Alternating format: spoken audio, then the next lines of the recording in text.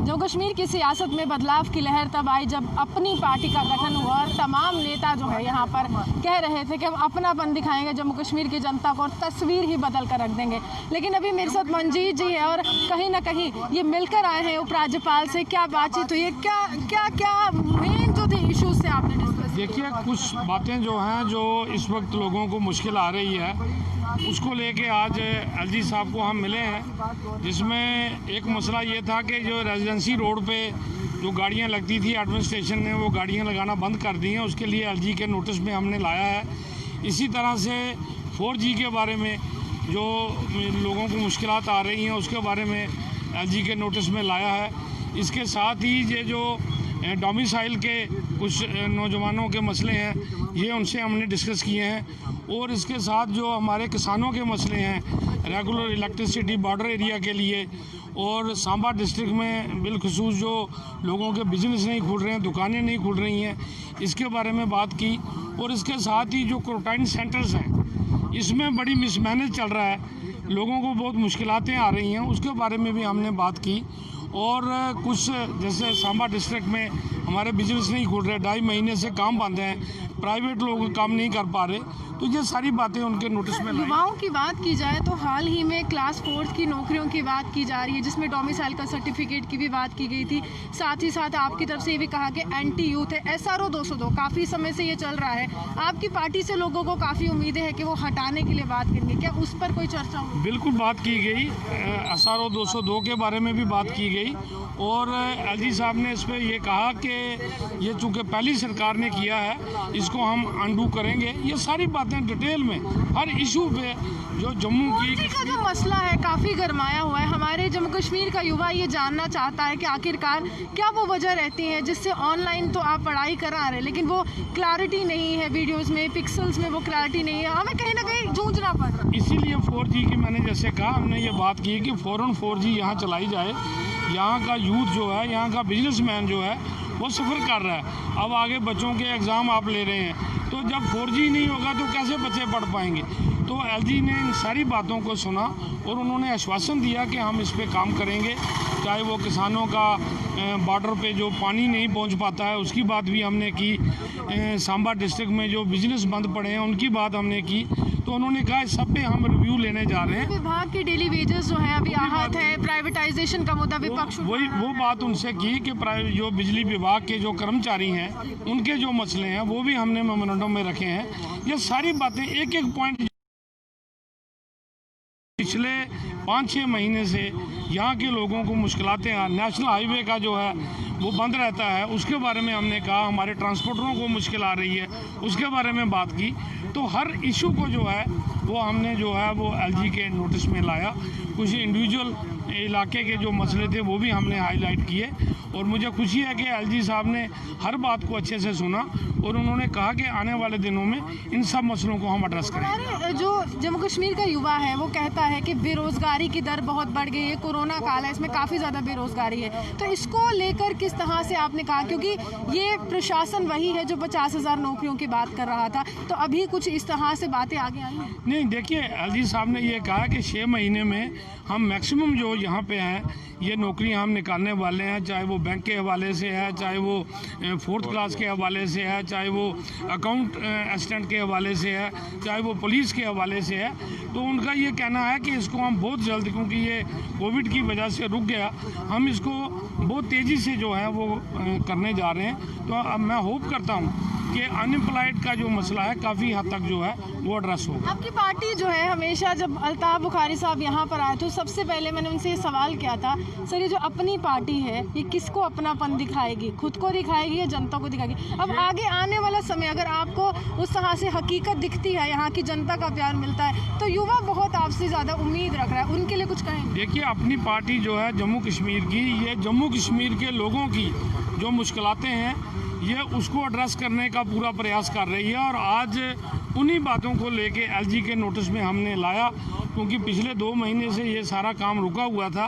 तो आज हमने जम्मू कश्मीर के लोगों की जो भी मुश्किलातें हैं वो एलजी के नोटिस में लाई हैं, राइटिंग में उनको मेमोरेंडम दिया है, और मुझे होप है कि एलजी साहब इसको जो है वो ज़रूर एड्रेस करेंगे। नम्रता जी हमारे साथ है। मैम, ये जो आपकी पार्टी है ना, इसने हमारी जम्मू कश्मीर की सियासत बहुत गरमाई है। पिछले कुछ दिनों में एडवाइजरी काउंसिल हो, डोमिसाइल का मुद्दा हो, डिलिमिटेशन का मुद्दा हो, तो अभी किस तरह से आपकी सियासत जो है यहाँ पर बदलने वाली? देखिए, सियासत के सिलसिले में बात करना अभी ज़्यादा लाजमी नहीं है। जो अभी हम एलजी साहब से मिल के आए हैं उसमें हमने वो तमाम मुद्दे उठाए जो आज की आवाम, जम्मू कश्मीर की आवाम जो फेस कर रही है। स्पेशली आप देखिए, अब स्टेट सब्जेक्ट के लिए इन्होंने डोमिसाइल को कन्वर्ट करने की बात की। हमने इस मुद्दे को बहुत ज़ोर से उठाया कि जो स्टेट सब्जेक्ट है उसी को डोमिसाइल कंसीडर किया जाए उन्होंने, और हमने कहा कि ये बात हाईएस्ट लेवल पे पहुंचाई जाए। लोगों की, युवाओं की बेरोज़गारी की बात है, उस पर हमने चर्चा की। SRO 202 के बारे में बात की। तमाम PDD डेली वेजेस जो हैं, जो होने वाले हैं 10,000 उसमें कॉन्ट्रेक्चुअल, उनके बारे में बात की। क्वारंटाइन जो बच्चे किए, आज जो लोग किए जा रहे हैं, उनको जो मुश्किलातों का सामना करना पड़ रहा है, उस बारे पे चर्चा की। और इस तरह की तमाम जो आज ट्रेडर्स को मुश्किलें आ रही हैं, आम आवाम जो छोटा एक गरीब फार्मर जो आज की मुश्किलात पेश कर रहा है, उस सारे बातों पे एक विस्तार पूर्वक चर्चा हुई। और का रिस्पांस रहा LG का? और अगर मैं 4G के लिए बोलूँ तो कुछ आश्वासन, कुछ समय निर्धारित? देखिए, 4G रेस्टोरेशन की हमने बात की कि यहाँ जम्मू जो है वो एक पीसफुल एरिया है।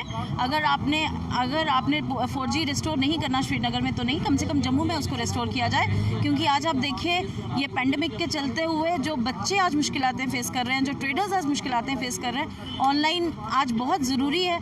आप आज जूम के थ्रू पढ़ाते हैं तो हर बच्चे के पास तो वाईफाई की फैसिलिटी नहीं है, तो कैसे आप सोचते हैं कि वो जो लेक्चर्स हैं वो बच्चों तक पहुंचेंगे? तो इस बारे में पूरी चर्चा की गई और हमने आश्वस्त किया गया कि इस चीज़ पे पूरा ध्यान दिया जाएगा और कार्रवाई की। पिछले कुछ समय से अगर मैं कहूँ, ये कोविड-19 है, कोरोना काल है, SRO 24 से जुड़े तमाम जो यहाँ पर बच्चे थे जिनको जॉब पर लगाया गया था, फिर उसके बाद वो बूट पॉलिश करते हुए भी दिखे, तो उनके लिए जो LG ने क्या कहा?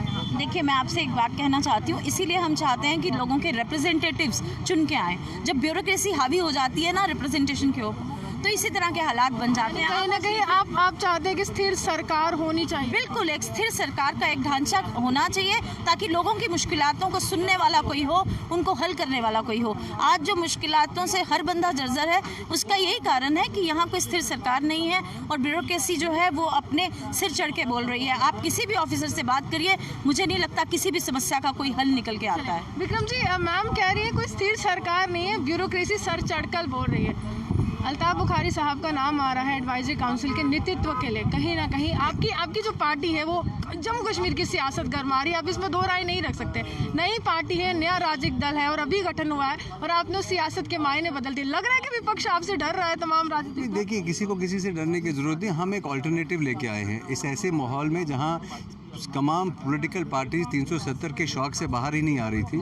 हमने जम्मू कश्मीर के युवाओं के लिए, नौजवानों के लिए और आम आदमी के लिए कि आगे काम चले, प्रोडक्शन डेवलपमेंट के काम चले, नौकरियां, बेरोज़गारी जो हमारे मेन मुद्दे हैं। पॉलिटिक्स करने के लिए वो बड़ी बड़ी पार्टियां हैं, वो पॉलिटिक्स करेंगी। हमारा मेन मुद्दा जम्मू कश्मीर अपनी पार्टी का बनने का ये था कि लोगों को सहूलियत हो, एक ऑल्टरनेटिव मिले, एक डेवलपमेंट का काम, नौकरियों का काम और ये यूनियन टेरिटरी को आगे लेके जाना, स्टेटहुड कैसे वापस लेना है, इलेक्शन प्रोसेस कैसे आगे लेके जाना है, जम्मू कश्मीर को इलेक्टेड गवर्नमेंट देनी है। जैसे आपने पहले जिक्र किया कि ब्यूरोक्रेसी इस वक्त राज कर रही है, उस राज से लोगों का राज कैसे लाना है, चाहे वो कोई भी पॉलिटिकल पार्टी जीत के आए। तो हमने जो लोगों के आज मुद्दे थे उनसे चर्चा की LG साहब से, चाहे वो SRO 202 का मामला हो, चाहे वो PDD डेली वेजेस का मामला हो, टोल प्लाजा का मामला हो और तमाम तरह के जो बाज़ारों में पार्किंग बंद की गई है और कोविड के जो चलते लोगों को टेस्ट कराने में दिक्कत आ रही है, होटल कटरा में भेजे जा रही है, तमाम चीज़ों पर चर्चा हुई। विक्रम जी, यहाँ पर अगर हम कहें तो आप सियासत के एक ऐसे खिलाड़ी हैं जो बहुत अच्छी तरह से सियासत जानते हैं, आपने इलेक्शंस भी लड़ी हैं, लेकिन कहीं ना कहीं डिलिमिटेशन कमीशन, आप जम्मू की आवाज़ बनते हैं, अगर मैं गलत नहीं हूँ तो आप हमेशा कहते रहे कि जम्मू को रिप्रेजेंटेशन मिलनी चाहिए। अब जो केंद्र में MPs हैं, नेशनल कॉन्फ्रेंस सीधे तौर पर किनारा कर रही है, उस कमीशन में वो भागीदारी नहीं लेगी, इसको आप कैसे देखते हैं कि जम्मू के लीडर्स ले रहे हैं, नेशनल कॉन्फ्रेंस फिर सियासत? ये अनफॉर्चुनेट है। हमने आपसे पहले भी कहा, कश्मीर बेस्ड पार्टीज ने अपने आप को, और उसमें दुख की बात यह है कि कांग्रेस ने भी आइसोलेट अपने आप को किया कश्मीर बेस्ड पार्टीज के पीछे। और आज अगर राष्ट्रहित में कुछ लोग आगे आए हैं जो इस पॉलिटिकल प्रोसेस को आगे ले जाना चाहते हैं, पार्लियामेंट सीट्स तो नेशनल कॉन्फ्रेंस ने रिज़ाइन नहीं करी, MPs उनके बैठे हैं, पार्लियामेंट अटेंड करते हैं, तो फिर क्यों वो इसका हिस्सा नहीं बनेंगे? वो इसका हिस्सा ना बन के अपने लोगों के साथ एक बहुत बड़ा इसका इंजस्टिस नुकसान किसको होगा, आपको क्या लगता है? आम आदमी को, जो कश्मीर के लोगों को जिनको वो रिप्रेजेंट करते हैं उनको नुकसान होगा। और मुझे लगता है कि एक ये इनकी पॉलिसी रही है इलेक्शंस का बॉयकॉट करना। पहले कहेंगे हम पंचायती इलेक्शन नहीं लड़ेंगे, फिर संसद में पहुंचना जरूरी था, पार्लियामेंट के लड़ लेंगे, फिर पार्लियामेंट छोड़ेंगे भी नहीं। फिर पार्लियामेंट करा साहब ने तो पार्लियामेंट से रिज़ाइन कर दिया था, अगर उनके आइडियोलॉजिकली कोई बात नहीं बनी तो फिर इनके एमपीज़ ने क्यों नहीं रिज़ाइन किया? पीडीपी के एमपी भी वहाँ बैठे हैं, नेशनल कॉन्फ्रेंस के भी बैठे हैं, और फिर criticising something for the sake of criticism खाली हो। तो ये मुझे लगता है कि अब वो राजनीति का समय नहीं, जम्मू कश्मीर एक नई राजनीति के लिए तैयार हो रहा है। और नई विकल्प आपको माने? विकल्प बहुत सारे निकल के आएंगे। विकल्प वही होगा जिसको लोग चुनेंगे। हम चाहते हैं हमको चुने, दूसरे चाहेंगे उनको चुने। विकल्प वही होगा जिसको लोग चुनेंगे।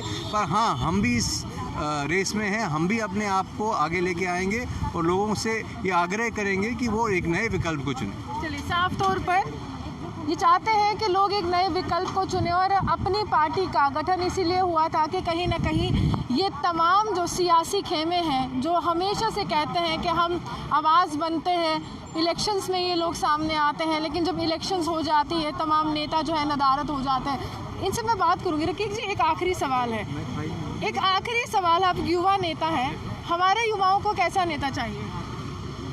जम्मू कश्मीर अपनी पार्टी ने पहले ही दिन ये बात कही थी कि युवाओं को 40% हिस्सा दिया जाएगा, और तो आप ये मान सकते हो कि आने वाले दिन जम्मू कश्मीर में जम्मू कश्मीर के युवाओं के हैं, और युवाओं की जो बात कर रहा है वो लगातार जम्मू कश्मीर अपनी पार्टी कर रहा है। चाहे SRO 202 का मुद्दा हो, चाहे बैंक रिक्रूटमेंट का मुद्दा हो, जितने भी सारे युवाओं के मुद्दे हैं, अगर कोई पार्टी लगातार इस बुरे हालात में भी युवाओं के साथ खड़ी है तो वो जम्मू कश्मीर की अपनी पार्टी खड़ी है। इशारों में इन्होंने कह दिया कि जम्मू कश्मीर अपनी पार्टी खड़ी है, लेकिन यहाँ पर मैं सीधे तौर पर स्पष्ट कर दूं कि उपराज्यपाल से पूरा डेलीगेशन मिलकर आया है, उनसे बातचीत की है, और जम्मू कश्मीर के तमाम मुद्दों को उनके आगे रखा गया है, और ये बताने की कोशिश की गई है कि हम किस मुद्दे को आपके आगे रख रहे हैं, आपको जनता के लिए आगे आना होगा। इसी के साथ कैमरामैन गुलशन कुमार के साथ मैं रूहानी आपसे विदा लेती हूं। नमस्कार।